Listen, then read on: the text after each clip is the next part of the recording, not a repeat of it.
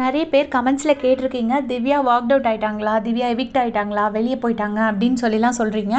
அதை ஏதாச்சும் ஒன்று வச்சு சொல்லுவாங்க, திவாகர் கூட சண்டைனால வாக் அவுட் பண்ணிட்டாங்க அப்படி இப்படின்னு சொல்லுவாங்க. எதுவுமே உண்மை கிடையாது. நான் ஆல்ரெடி போட்டுட்டேன். இது எல்லா சீசனும் இருக்கிறது தான்.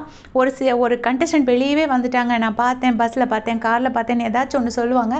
அப்போ தான் நிறைய பேர் வந்து அப்செட் ஆகி அவங்களுக்கு ஓட் போடுறத ஸ்டாப் பண்ணுவாங்க. ஸோ தட் அவங்களோட ஃபேவரட்ஸை மேலே புஷ் பண்ணுவாங்க. அதுக்காக இந்த மாதிரிலாம் பண்ணுவாங்க. அதே மாதிரி ஓட்ஸ் கம்மியாக இருக்குது, மிட்வீக் எவிக்ஷனில் போயிடுவாங்க அப்படிம்பாங்க. அப்போது அந்த பர்சனுக்கு ஜாஸ்தியாக ஓட்ஸ் வரும். இது எல்லாமே எல்லா சீசன்லேயும் உள்ள போய் தான்.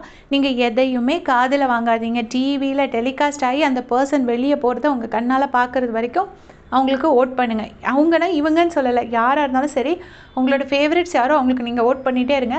நிறையா பொருளை கிளப்புவாங்க, சும்மா ஒரு இன்ட்ரெஸ்டிங்காக வச்சுக்கிறதுக்காக அவங்க போயிட்டாங்க இவங்க போயிட்டாங்கம்பாங்க.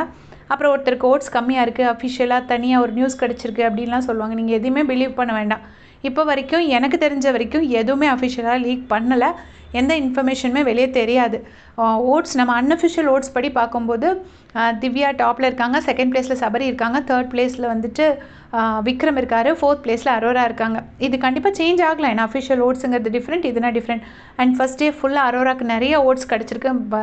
அதனால அவங்க மேலே வரதுக்கு சான்சஸ் இருக்குது. அது வேறு இருந்தாலும் என்கிட்ட கேட்டதுனால இந்த வீடியோ போடுறேன். யாருமே வாக் அவுட் பண்ணல, அவங்க எல்லோரும் வீட்டுக்குள்ளே தான் இருக்காங்க. 4 பேர் வீட்டுக்குள்ளே தான் இருக்காங்க. 99% மிட்வீக் எவிக்ஷனும் இல்லை.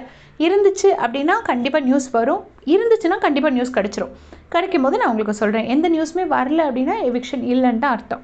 தேங்க்ஸ் ஃபார் வாட்சிங்.